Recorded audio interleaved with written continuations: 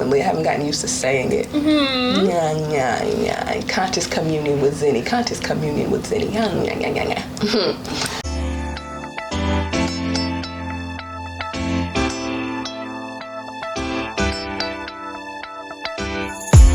We are back with Conscious Communion with Zenny. Today I have with me my great friend, Jackie. Hello. Jackie is a trailblazer, businesswoman, self-love proponent, compassion coach, pole dance phenom extraordinaire, powerhouse of a woman, and I wanted to bring her on today just to talk about, one, she has so many amazing things to share. And every single time we have conversation, I am elevated. Every single time I talk to Jackie, my mom be like, girl, raise your prices. Raise your prices every time. So it's always great conversation. And I love to have a sister that I can commune with specifically about business and how we as women navigate through and flow through business. So Jackie, just tell us, I'm going to get into the questions because we got some good stuff to talk about today, but just tell us a little bit about yourself. So, let's get into the beginnings of mine and Jackie's relationship. Jackie says that she was here when my house was built. I helped to build my house, and I had people that I know come and help me build my house. I don't remember knowing Jackie then. We didn't know each other. Was it with the church group? There was a church group that came to help build the house. You know what? It may have been. Okay. It may have been. That is so crazy. It was a group of women from a specific church. And I don't remember what which church one. was I going to at that time? Elizabeth Baptist. Maybe. Dang, that's crazy. So I think y'all might have been talking about it on social media, and then they talked about it at the church or something like that. Mm-hmm. And that's how I was like, oh, well, I know them. I'll go. Interesting. That's crazy. Girl, I remember the day they came and I remember talking to you, but I don't think we spoke. I didn't know you. Okay. I legit did not know you. Like, I don't even remember if we made that connection or we just pulled up and I was like, oh, I know them. Interesting. I didn't speak to nothing. Okay, well, this is so crazy. This is an example of how when you are meant to collide with a person, when you're meant to cross paths, Spirit is just going to do certain things to make y'all like tinker around one another. So, yeah, it's just interesting how you connect with people because I had been the pole community is pretty small, so I knew of you, but I didn't know you. Mm-hmm. And I think our energies are kind of similar in that they're very grounded. Yes. So not that we don't expand, but we kind of stay to our own. So I kind of felt that vibe from you. So I never thought that it would be like this type of a connection. Yes. But it is a beautiful connection. So I opened Spice in 2018? In June of 2018. And I've been in the pole world for long, not that long, but for whole career, I think it was a long time, maybe 5 or 6 years or so. And it was just time for me to open up a studio, and I got the opportunity. And maybe about 6 or so months later, Zen was like, can I come teach here? I'm like, yes. And she just instantly became a star. It was not instant. It was work. It was work. It was definitely work. 100%. Yeah. So not to take away the work. Definitely was putting in hours on the court for sure. But we have still maintained, even though Zen is not at Spice anymore, we've still maintained a really great relationship. And it's very... It's not like anything I've ever had where it's like healthy. Maybe, like just healthy. Like we can talk about stuff, like real stuff.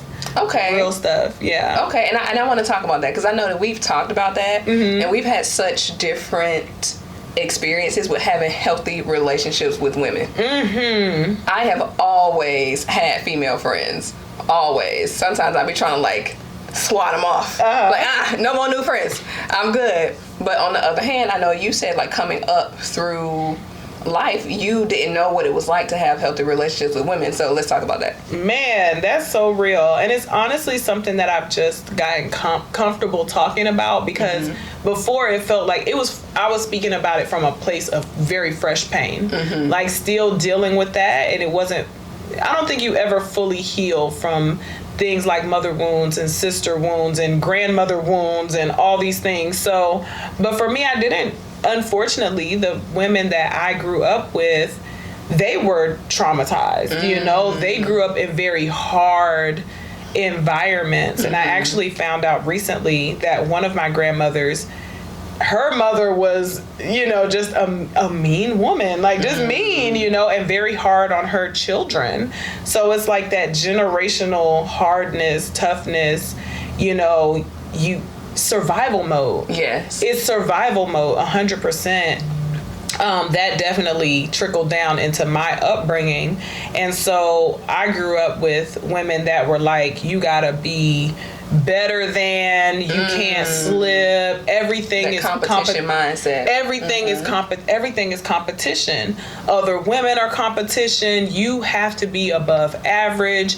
You can't, like, this is how you survive in this world. And it's so crazy because growing up like that and seeing, I definitely didn't grow up in like a wealthy, it wasn't like, so it's like, man, I gotta work this hard just to get this. Wow. Like I still gotta work every day. I still gotta like budget. I still gotta like, I can't have this thing because it's too expensive. It's like, man, so I gotta be excellent. Wow. Just to have a mediocre life. A middle income life. Yes. Where I still gotta get up and go to work every day. Yes. That's so interesting. That makes me think about the way that I used to be and the way that I used to think when you said having that mindset that you can't have this or you can't have that or it's not enough of this or it's not enough of that. Growing up, my mom was able to provide us with enough. We had enough. And enough was enough, right? Like looking at it now, I had every single thing that I needed. But I also, even though I've always had women friends and I've always been able to be friends with other girls, I still had a competition mindset. It was just so deep within me that I didn't understand that the way that it manifested itself physically was, why does she get to have that and I don't? I wish my hair could be like that. I wish I could do this. I wish I could be like that. And it almost turned into me as a young child wanting to be anybody but myself. Looking at the friends, which I didn't know what a friend was then. I didn't know how to be a real friend. But looking at my friends and then comparing that to my life. But of course, then my mom provided what she could. But when it came to a point where I started to provide things for myself, I hadn't healed that mindset. So I still had the mindset of, I can't have this because I grew up looking at people who had more than I did and knowing that I could not have it. Can't have it. Oh my gosh. Yes. So it kept me in such a space of lack. It kept me in such a space of, I'm telling myself that I can't have this. So it's showing up in my reality that I actually cannot have this. And I will look at the other women around me like, why is this so easy for them? Why does it seem as if they're just getting it? It's something that I don't get. Why are they receiving everything that it seems like they want? And I'm over here like, why can't I have anything? Yes. Oh my gosh. I talk about that so much in the studio. Because being a pole studio owner, a lot of people don't think about, let me just speak for myself. When I came into owning a pole studio, it was all about tricks and movement and competition and all that stuff. And now I started to realize that if you don't create a really healthy container around that, it's gonna be out of control and it's gonna wear everybody out. Students, instructors, myself, everybody is gonna be worn out. And so I had to learn and really step into my masculine and say, these are the rules. Like, this is how we have to conduct ourselves here. And I struggled with that for a long time. Yeah. But the reason why is for these very little things that we'll say, like, oh, that tiny little comparison, you know, that seems innocent, but it's so limiting. Comparison is the thief of all joy. Oh my gosh. And we do it so easy, like, oh, I wish I had that. Yes. Or, oh, I wish. And we do it from a place of love. Like, oh, and it's love outward, but it's lack inward. Yes. And these are the type of conversations we need to be having. It took me realizing, I love that piece about love outward but lack inward. It took me realizing that anything that I see in somebody else, because I would look at other people and be like, wow, this is such an amazing thing about them. I would just look and be like, I love this about them and I desire to be like that. Now I understand that it's inspiration.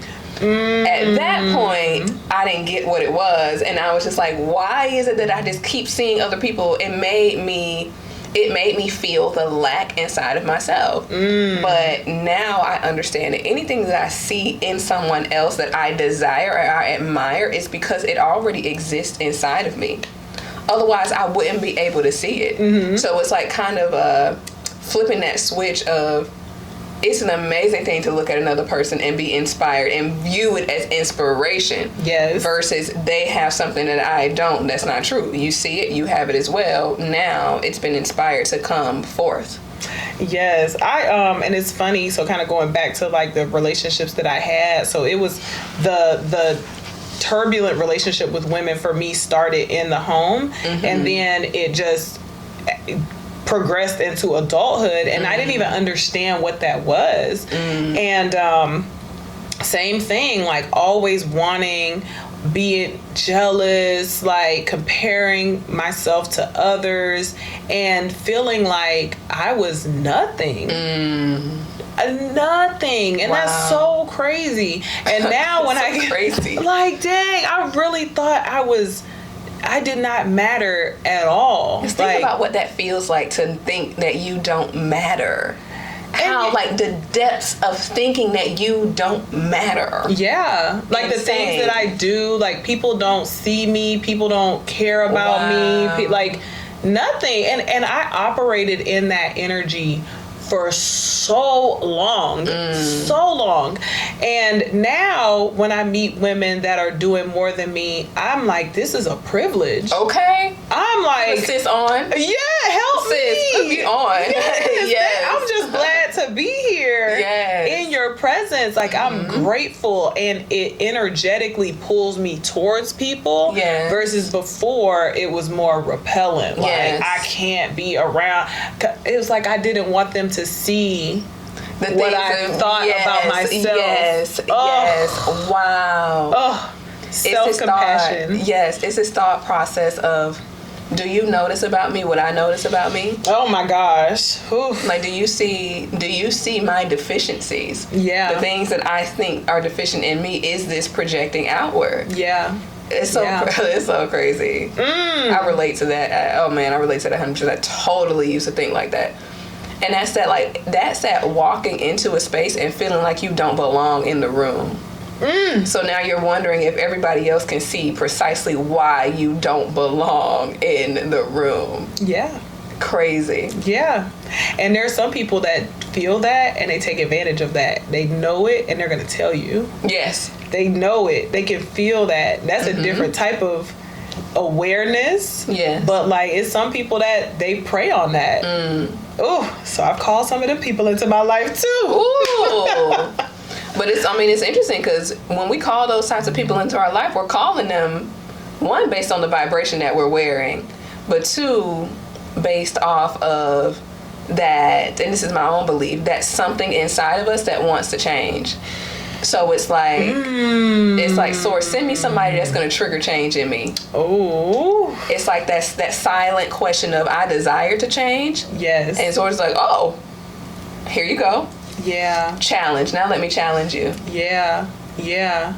Because you're going to operate in some pain for a while when you have those relationships around you. And I don't know, it's just, it's God, it's the universe, it's whatever you believe in that continues to expose that. And it can't be exposed if you're not in it. Like if I just was one of those people who was just like, oh, I'm reclusive, I don't spend time around people, I'm just never gonna go around, blah blah blah. There's no growth. Yeah, there's no growth. I would have just stayed that way forever. Yeah. And just been friends with my dog. But but being around people and even calling them into your energy, even when it's painful. Yeah.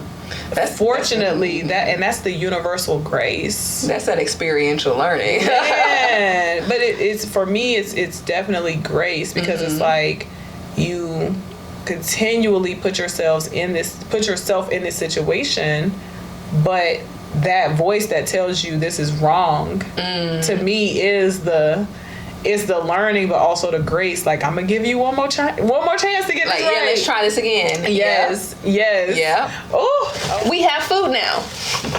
This is conscious communion, so we must eat. But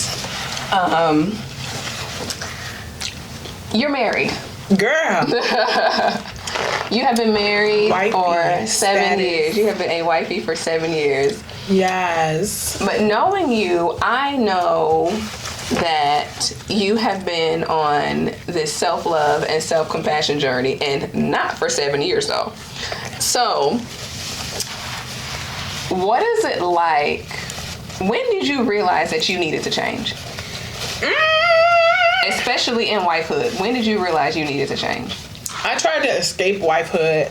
I tried to escape. And so in 2019, I made the big, bold decision to blow up my life. And so that included moving out of my home with my husband. I got an apartment. I was like, I'm out this thing. I'm on to the next. I'm never going to do that again. I'm over all of it. And even so much as I said I would never date the particular sign that my husband is. So there's that. We're still together. So, but I was like, I will never date this sign again, ever. I'm done with them. And so I called myself dating. I separated, moved out, whatever. I'm out here. I'm free. I wasn't free. I was still married. Married. Separated is not divorced, friends. I'm especially talking to the ladies. Separated is not divorced. If he tell you he's separated, he's not divorced. So, but anyway, I was not operating in integrity. And I was dating.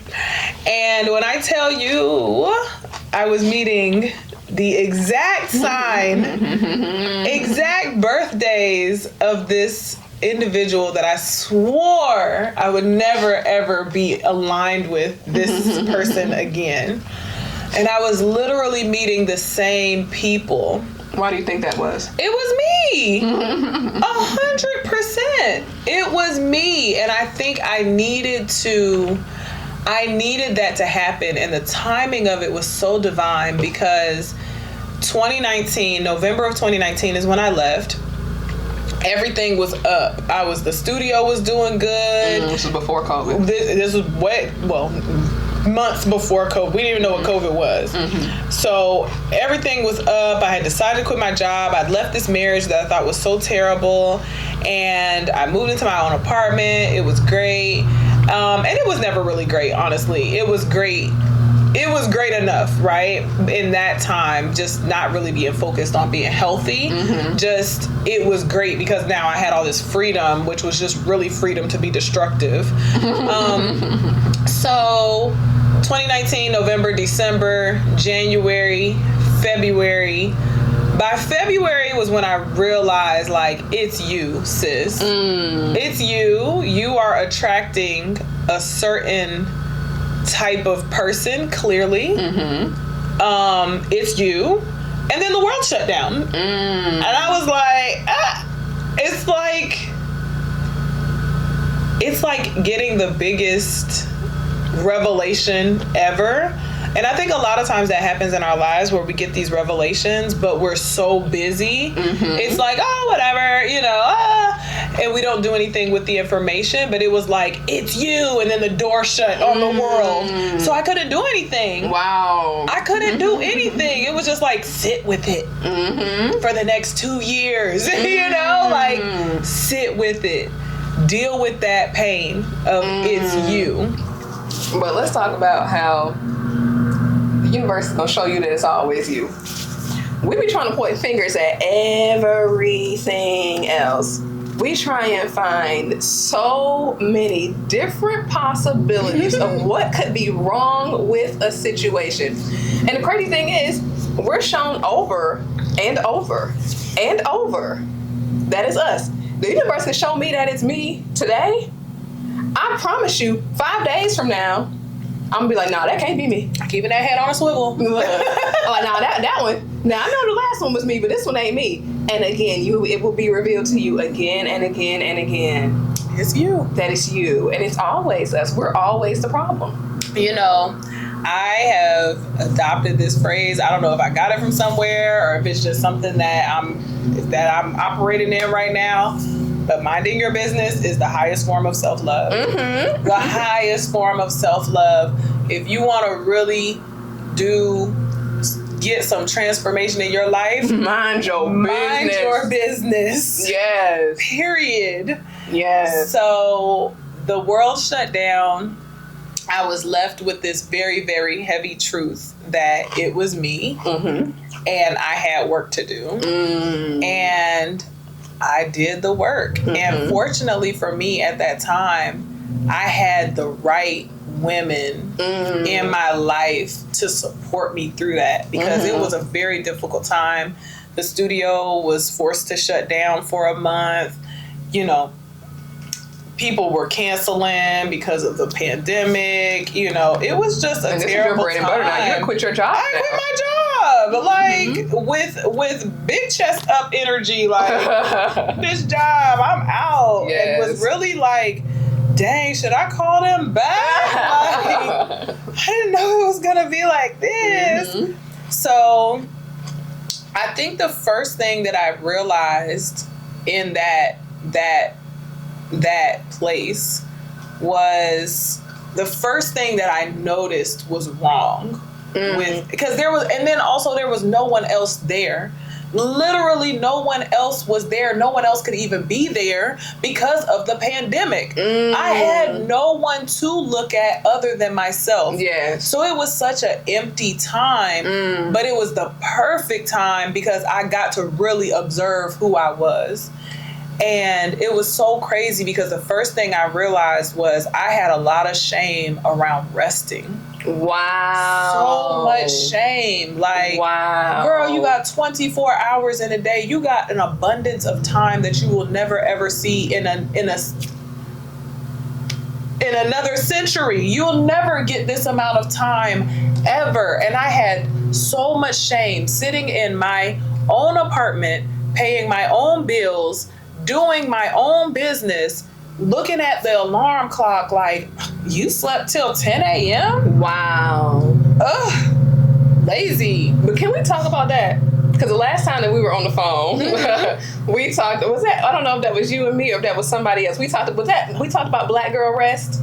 No. Okay, that was I'm me. familiar with it. Okay, that was me and someone else having this conversation.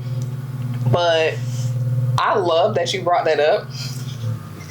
Because I too have felt shame around resting, and I'm not going to say I battle with rest. Me and rest is besties now. Come on now. Absolutely. Me and rest is besties because we talk about Black girl joy, Black girl luxury, living this soft life, leisure, XYZ, but we don't talk about who are you, and this is deprogramming what we have learned to attach our worth to as women. We don't talk about who are you when you are doing nothing. What exactly do you feel that you have to contribute to a relationship, to a situation, to friendship, to family, to whoever, when you are doing nothing? Yeah. And it's funny, I had to grapple with that because I'm never doing nothing. just me being in a room is something. Like, seriously. But that's the thing, because now your presence is the thing that's active. Yes. So, like, changing the value structure and realizing that my worth is not determined on how much I can tangibly give you and produce. Yes, here, take this, and oh my gosh, that showed up in so many parts of my life, in every aspect of any relationship that I was ever in. Big people pleasing energy, big feeling like I was nothing, so I had to prove my value in every single relationship, and that bled over into the business. Okay, so here we go. Yeah. Here we go.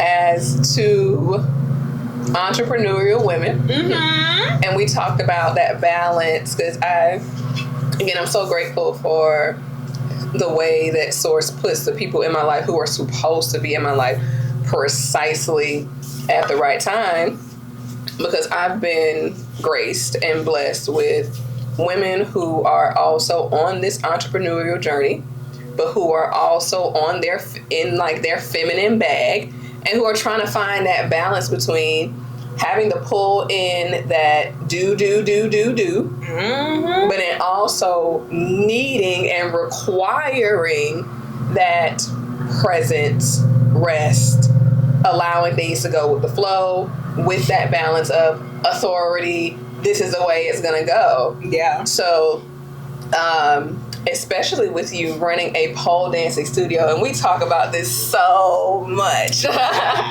we talk about this so much, and I really do think this is like a great talking topic, especially with the difference between self-confidence and self-esteem. Especially with what we attach our confidence and esteem to as women. Yeah. So running a pole studio, let's talk a little bit about you curating that feminine space in your business that has felt great for you, or what you are still trying to do, because we know this is a struggle, but then having to reframe what it meant to have confidence and esteem as a pole dancer, because we know it's hella sexy sometimes. So it's like, what is that actually doing for us? Yeah. Oh my gosh, this is so many facets to this question and the answers. But the bottom line, I don't know so my background, my education is in accounting. So I don't know if I had started an accounting firm, if I would have gone through the same journey, or if I would have gotten to the same revelation as fast.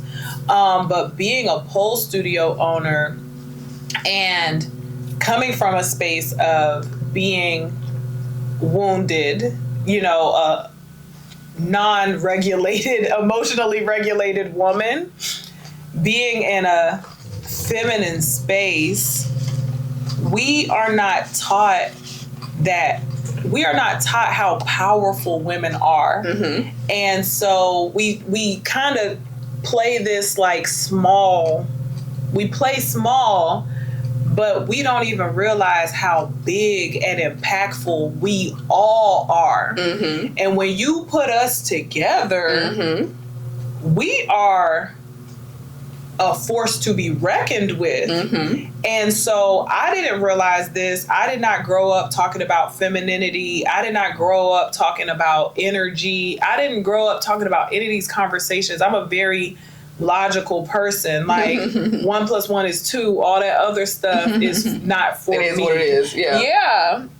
And truthfully, I thought that was more so for more privileged people than myself.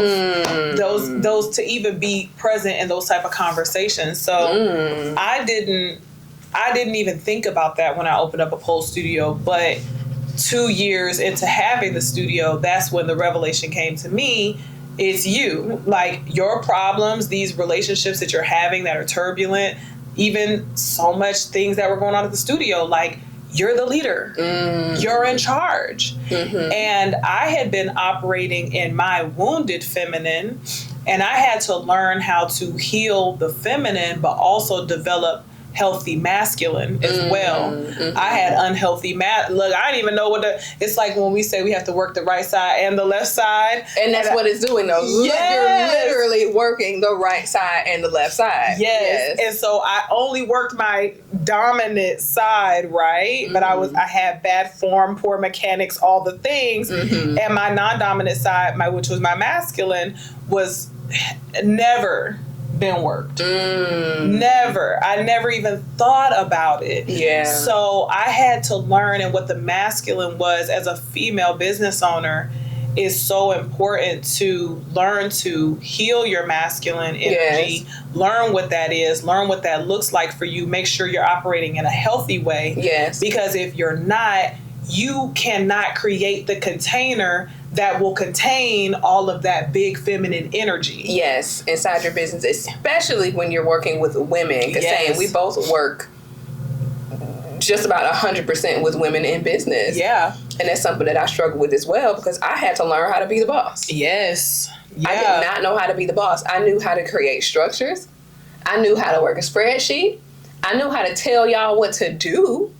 But I did not know how to be the boss in my business. And that was that not having an understanding of how and when to use that 20% masculine energy that I needed to spring forth to create the container for the people that are the container for the women that were working with me to feel safe, in order for them to help to multiply what I'm creating in my business. Yes. And it's understanding being a feminine leader, because I go to these business events and networking things, and I hear these guys, they're just like, grind it out, you know, what are you going to do in the next 30 days? And that I'm like, look,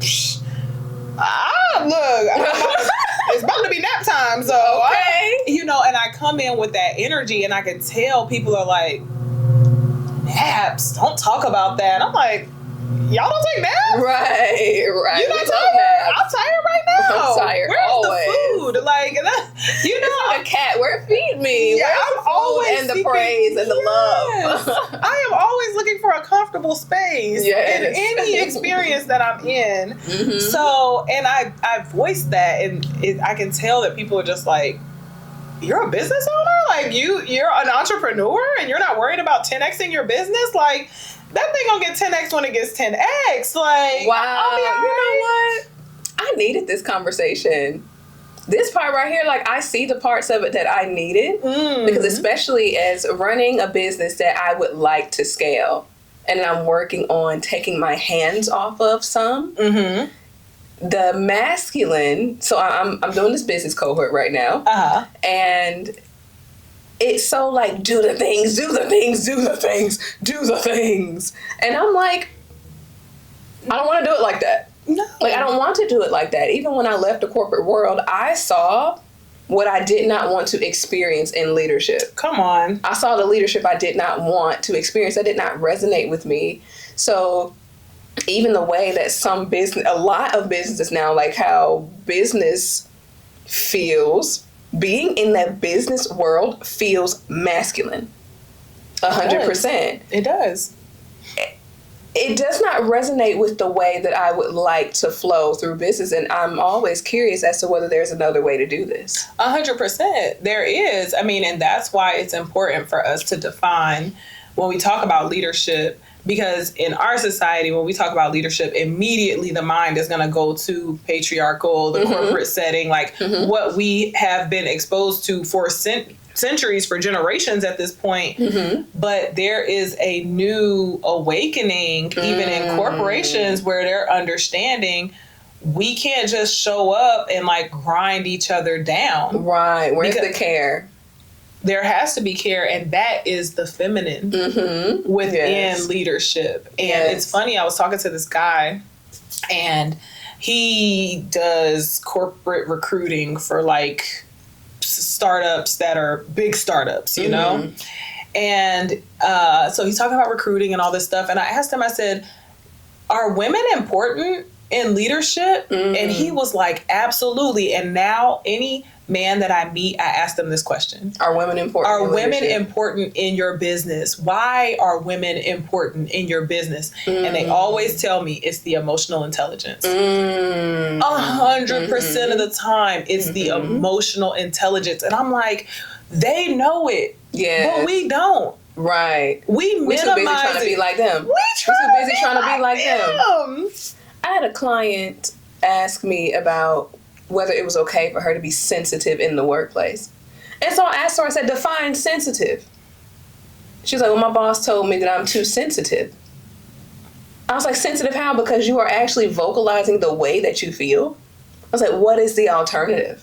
Yeah. What's the alternative? To not say anything? And what's crazy is what I feel is probably what other people are feeling. It's not just what I'm feeling. It's the culture. This is what the culture, this is how I'm interpreting it. And I'm not some weird satellite just out here only focused on one frequency. There's definitely ways that people can interpret things. And that's why I always say safety is not the responsibility of anyone other than yourself. You have to make sure that you are a safe space first. Yes. So if you're walking into a business, you're walking into your boss's office and energetically you're already like, you got anxiety, you got depression, you got stuff you dealing with at home, and you're bringing that into your space, sometimes people are responding to the frequency that you're putting out. Absolutely. Not necessarily that they're being anything to you. So 100% is not always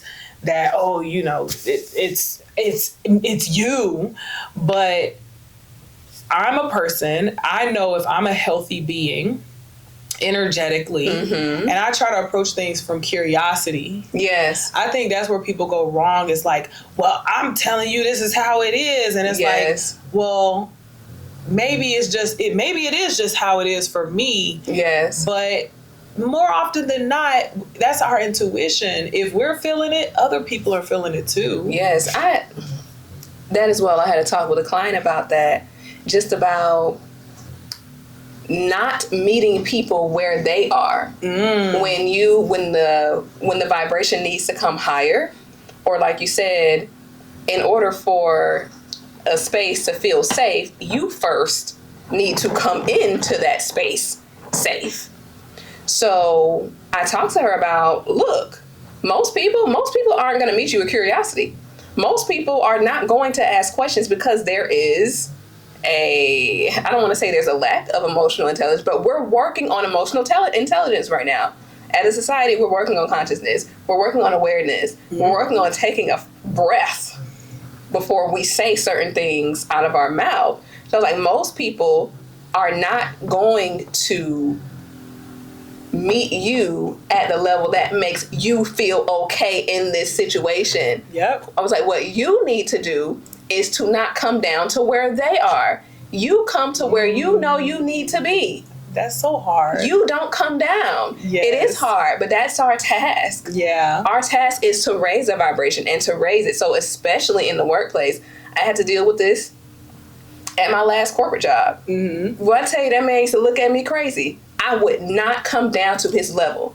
I refused to come down to his level. He was like, why didn't you this and that, this and that? I'm like, well, and I would just answer him very calmly and this is why.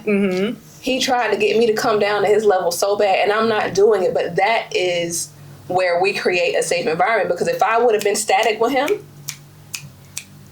that office could have felt any type of way, but I was like, no, this is my space, and I want to continue for it to feel this way. Yeah. So you're going to have to come up to me. Yeah. Yeah. Oh my gosh. So that kind of brings me back to the marriage conversation. Yes. So that, like, as you grow in your femininity, you expand. And if your partner, and if they are the masculine in the relationship, if they can't create a container, you're gonna you literally feel the smallness. You feel the shrinking. So when my husband and I got back together, Still healing. Both of us still going through a healing journey. But I do think that everybody progresses at their own rate, and everybody has a right to progress at their own pace. But what I didn't realize was that owning a business and owning a feminine business was gonna like, and just the factors in my life, for whatever reason, God put it in my journey to fast track that. Yes. Like that needed to happen immediately. So over a span of 3 years, I went from this woman that felt nothing for herself to this woman who's like, where is my private jet? Okay. Why am I flying commercial? We talk so often about who got my money. Who got my money today? And not even from a space of like, it's like, I know who I am. I know who I am. Yes. I know what I want. Yes. And I've spent so many years denying what I want. And now it's like, I want to fly private. Okay. How do I get there? Okay. No, not first class. Private. Yes. Period. Where So, the PJ at? yeah. So just having this essence of wanting to have a soft life and wanting to have luxurious experiences and luxurious conversations, and that's your Taurus nature though. Y'all love luxury. Yes. Taurus people love nice things and luxury. A Taurus sun, Taurus moon, and a Cancer rising. Shut up. My rising is in Cancer too. I didn't know it was a Cancer rising. Okay. That's probably where it's the earth and the water mix. Yes. Okay. So yes, that strong desire for comfort. And I remember when we first started our marriage counseling, like premarital counseling, maybe they talked about the love languages. And I was so ashamed to say that one of my love languages is gifts. Why would you be ashamed to say that? I'm like, now I feel like a gold digger. Wow. Like, girl, and you know, it's so funny. I fought that for so long. And now I live a lifestyle, like my marriage, I don't pay no bills. Like, you know, and that's not, like, he gonna look at this and be like, that's the problem. But like, it is what it is. like, literally, you cannot deny who you are. Yes. If you want a gentle life, the gentle life is gonna come for you. Right. And that's But then also, the gentle life looks different for different people. true. It looks different for different people. I wanted to touch on you saying that you were ashamed in your premarital counseling to admit that you like gifts. And that goes back into another piece of the conversation that we were talking about how as women, we have learned to attach our worth to our doing. So it's almost like with that comes this feeling of worthlessness, because there is no way for you to attach your worth to your doing. When you look at it from like a universal and a spiritual standpoint, the doing it's just doing. Your worth is and has always been attached to your presence. So when your worth is attached to your doing, then it's, in essence, that makes you feel worthless deep inside, because now you're trying to perform. Yes. But with that being said, you don't even feel worthy of asking for the things that you actually desire, because you don't feel worthy of having them. It's never enough. It's never enough. You have to earn it. So now I can't just say I want gifts. Yeah. I need to perform for things. And if I am not doing enough, you have a right to withdraw. And to withhold the things that I actually desire. Yes. Wow. Yes, 100%. Man. Oh, yeah. I'm so glad I don't think like that. No. It's the freedom for me. Here with that look. It's the freedom for me. I was talking to somebody the other day about gossiping. And listen, I be in the tea too, but I'm getting out of the tea because I realize it's bondage. It's going to keep you in bondage. And once you get that freedom, once you get to the other side of that, like, man, I was really out here doing crazy stuff. You protect your energy, you protect your frequency at all costs. It's being impeccable with your word. Yes. Yes. That has so much to do with self. That impact, like when I decided, I stopped gossiping when I read the 4 agreements. And one of the 4 agreements is to be impeccable with your word. When I read, that was one of my first introductions to truly understanding, and I speak to this so much now, about the vibration of your words.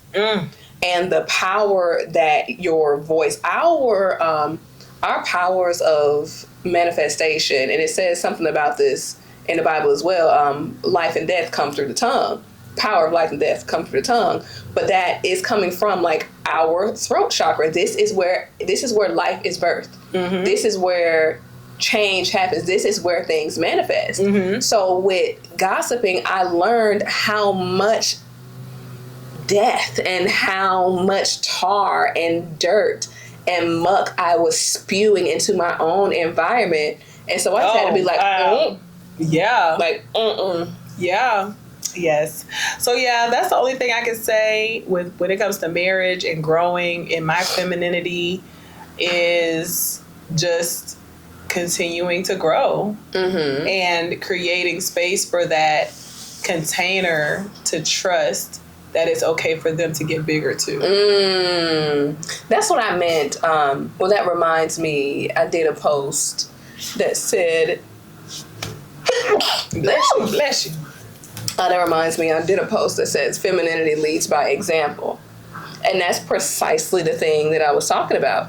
It doesn't necessarily serve us to sit and tell people what they should be doing. Mm-hmm. It doesn't serve us to sit and deliver ultimatums as we would with our children. Do this or you don't get this. Do this or you don't get that. That's the way that you interact we interact with our children. Mm-hmm. So when it comes to our counterparts, who we are supposed to be building and growing with,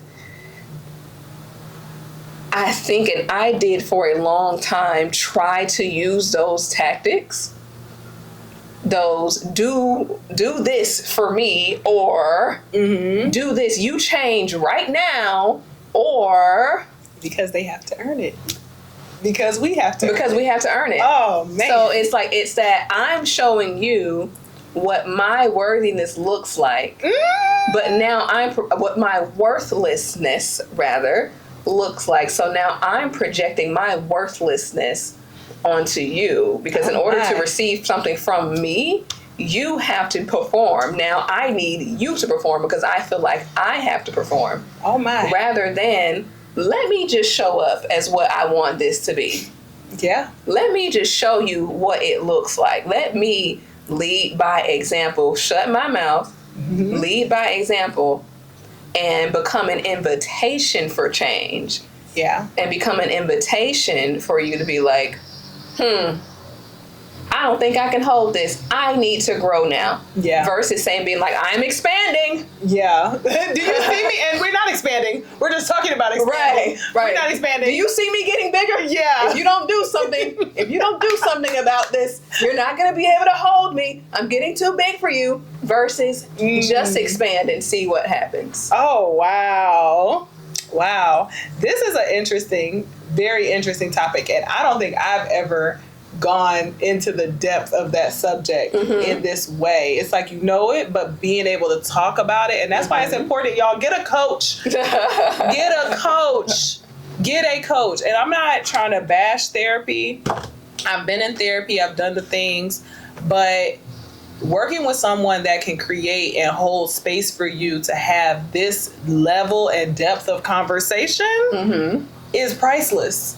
Period. Because this is a transformative experience for me. And I'm sure, well, I hope, Lord, it'll be transformative for other women, because I know, been there and done that. Trying to tell my husband, look, I'm doing this. Look at all these things that I'm doing. You got to keep up. And now putting that pressure on him to take my journey and my pace when I'm just said my pace was fast tracked. Yes. Like, he ain't supposed to be where I'm at right now. And it robs him of the opportunity to just live his own experience as well. Yes. So learning to be quiet is definitely where I'm at right now. Learning to be quiet and be okay with being quiet and just leading by example. And I think that that's where people misconstrue what it means when people talk about to be feminine is to be like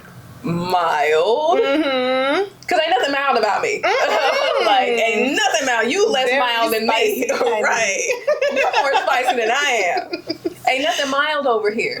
But that silence, understanding the power of your silence. Like, you know what? I'm not going to say a thing about this. Come on. And it goes right back to our presence is enough. The presence, yes. The presence, because you're going to just look at me. You're going to look at me and be like, damn, I need to change. Oh. I saw a guy and I was laughing about this. Had me giggling last night.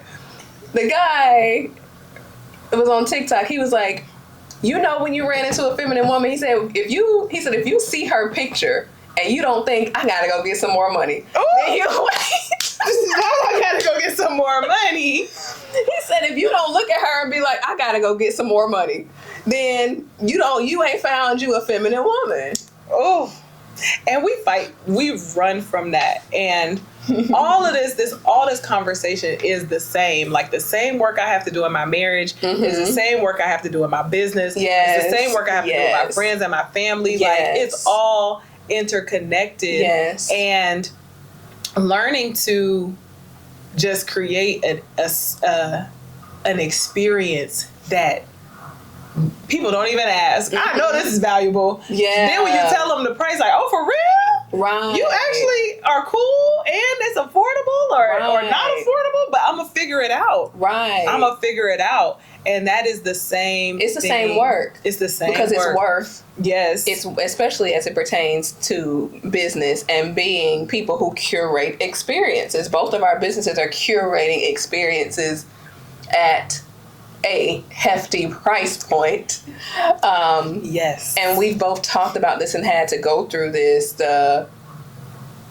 What am I worth first? What am I worth in my life? And then it trickled right over into business. What is my business worth? Yeah. But then it trickled right into what is my personal presence? Trickled right into what is my business presence? Yeah. And like you said, it's all been the same work. It's been finding that value in just knowing that this is valuable because it exists and because I say it is. And you have to embody it. I think that's where a lot of people go wrong. A lot of women go wrong. It's like, I'm valuable. Look at my Louis. Look at my Gucci. But that's the things that you're wearing. Those are the things that you're wearing. You have outwardly you're valuable. You're valuable, period, right? Yes. Period. But if you don't believe it for yourself and truly embody it, it's going to come off. It's not, look, because some people hear the way I talk about my business and my pricing, and they're like, oh, she is arrogant. She thinks she's all that. That's their problem. You know, you're not my ideal client. You don't pay me. But you know, the people that aren't saying that are the people that pay me. Exactly. So they leave. I sit in a parking lot sometimes and just like wait for people to leave out of Spice, and I see the smiling faces. Yes. And I'm like, I did my job. Yes. I ain't even in there, and I'm there. Yes. I did my job. And so, but when you're just goes back to the relationship. I'm growing. I'm expanding. I'm valuable. Look at I'm it. worthy. Look at it. Yeah. Are you really embodying that experience? Because when you do, you don't have to say it. Yes. People, like you said, you just look at the picture like, I was driving here today. I saw a Lucid Air. I don't know if people know what that is, but it's a very expensive EV. It's like $120,000.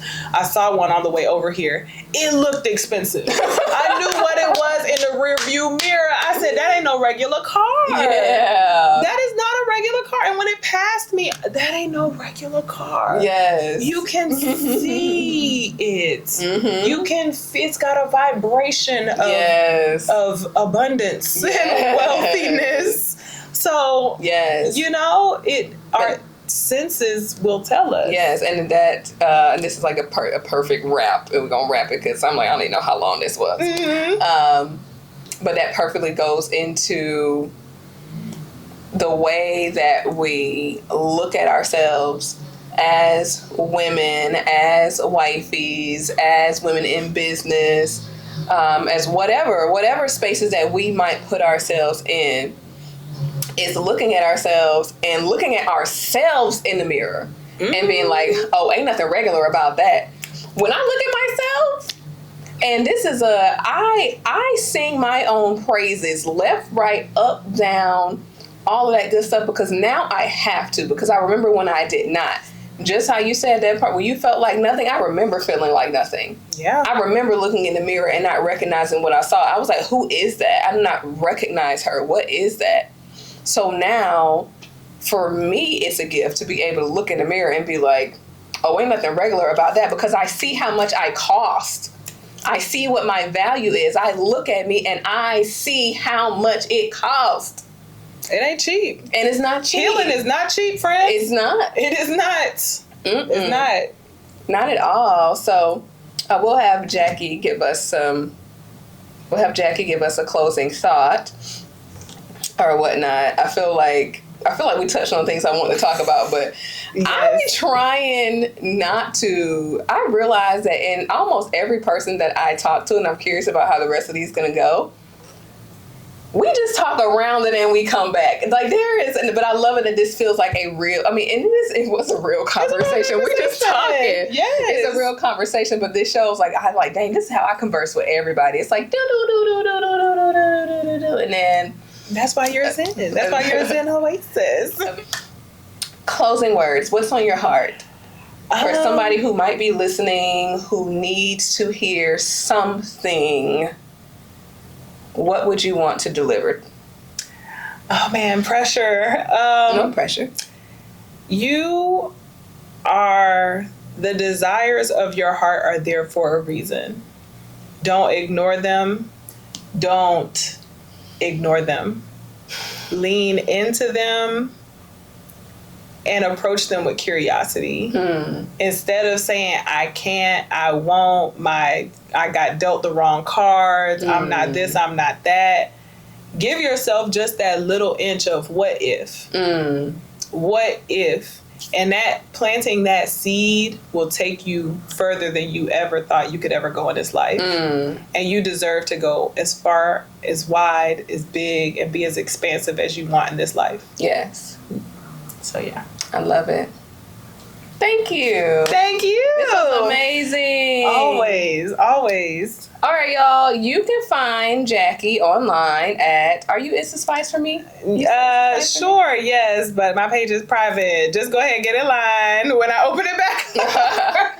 Well, let us know where we can find you. I do a lot of my talking and thought leadership stuff on the Spice page, so at the Spice Pole Fitness. And yeah, stay tuned there.